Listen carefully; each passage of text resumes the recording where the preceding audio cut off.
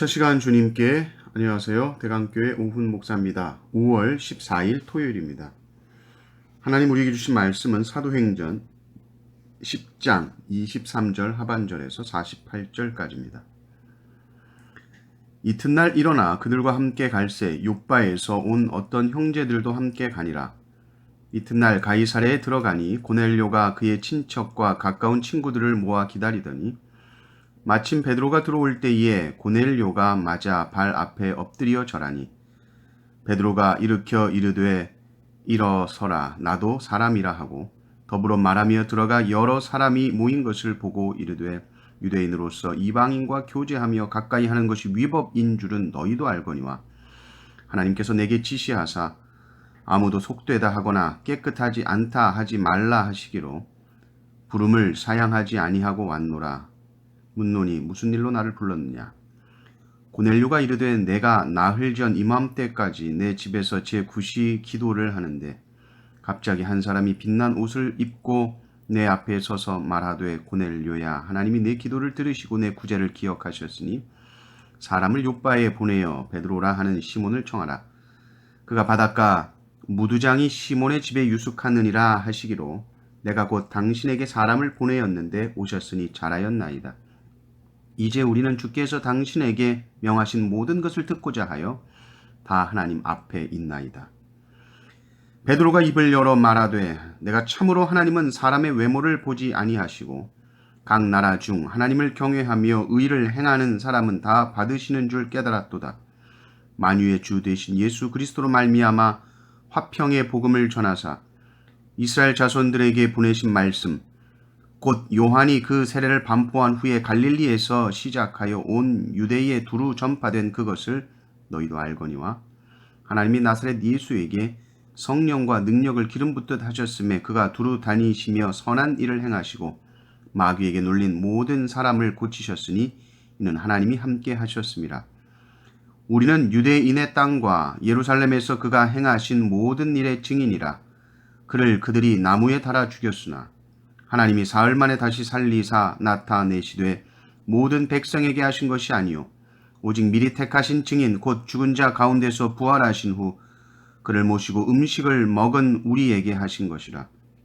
우리에게 명하사 백성에게 전도하되 하나님이 살아있는 자와 죽은 자의 재판장으로 정하신 자가 곧 이 사람인 것을 증언하게 하셨고 그에 대하여 모든 선지자도 증언하되 그를 믿는 사람들이 다 그의 이름을 힘입어 죄사함을 받는다 하였느니라.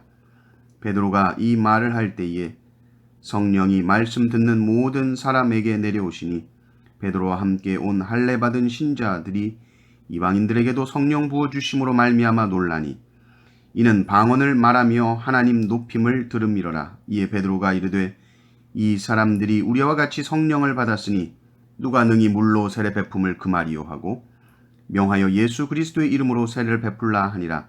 그들이 베드로에게 며칠 더 머물기를 청하니라. 아멘.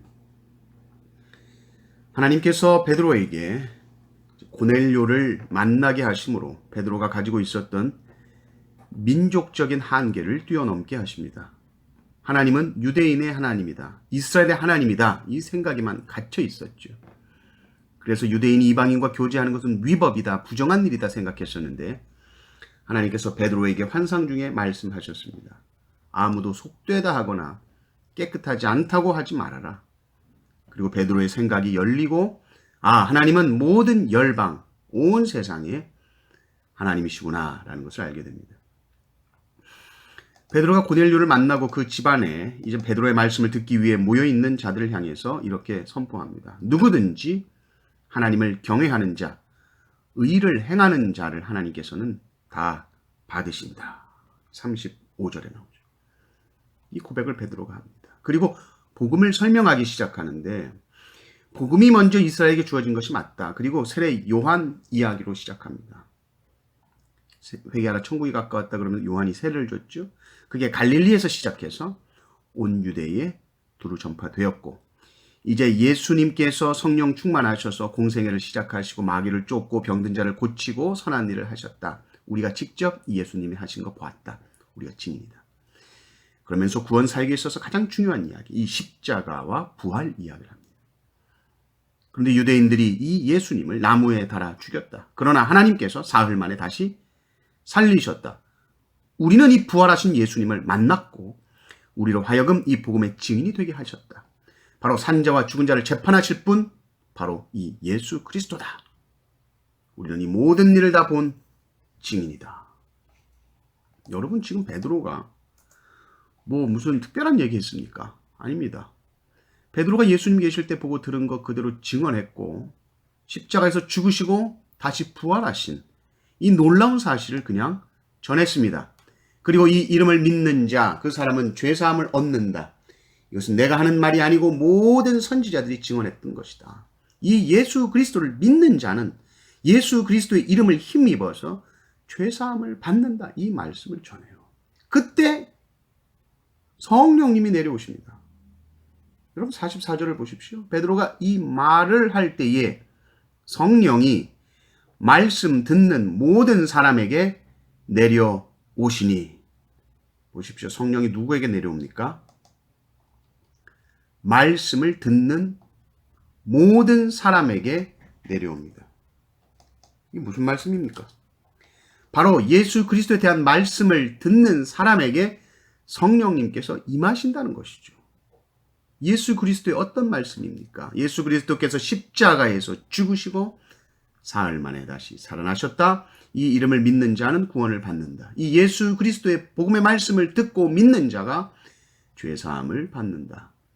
이 말씀이 선포되고 이 말씀을 듣고 믿으니 성령을 받게 되는 것이죠.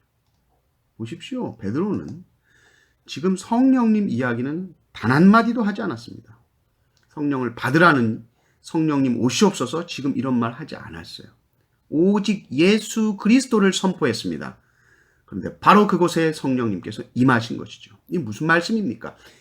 말씀이 있는 곳에 성령님이 임하신다는 것입니다. 성령님은 예수님이 선포되는 그곳에 임재하십니다. 물론 우리가 기도할 수 있습니다. 성령님 충만하게 임하소서, 성령여 임하소서 기도할 수 있고 귀한 기도입니다. 그러나 성령님은 언제든지 그리스도의 말씀 가운데 임재하시지 그리스도의 말씀 없이 독자적으로 행동하지 않으십니다. 성령님은 예수 그리스도의 말씀을 깨닫게 하시고 말씀을 조명하여 주시고 말씀대로 살게 하시고 그 말씀을 드러나게 하시는 사역을 가장 탁월하게 하시는 분 성령님입니다. 그래서 우리가 예수 그리스도의 말씀을 읽고 묵상하고 예수 그리스도의 복음을 선포하고 말씀이신 예수 그리스도에게 집중할 때 바로 그곳에 성령께서 역사하시는 줄 믿습니다. 그래서 성령님은 예수의 영이라고도 하고요. 성령님은 말씀의 영입니다. 그러므로 여러분, 누가 성령 충만한 겁니까? 어떤 사람이 성령 충만한 사람입니까? 바로 예수 그리스도의 말씀으로 충만한 자가 성령 충만한 자인 줄을 믿습니다. 늘 예수님의 말씀이 그 가슴 속에 충만하게 있는 사람, 그리고 그 말씀 붙들고 그 가운데 늘 사는 사람, 말씀에 순종하려고 몸부림치며 사는 그 사람이 성령 충만한 사람입니다. 성령 충만하시기를 바랍니다. 늘 그리스도의 풍성한 말씀 위에 든든하게 서는 모든 성도님들 되시기를 주님의 이름으로 축원합니다. 아멘.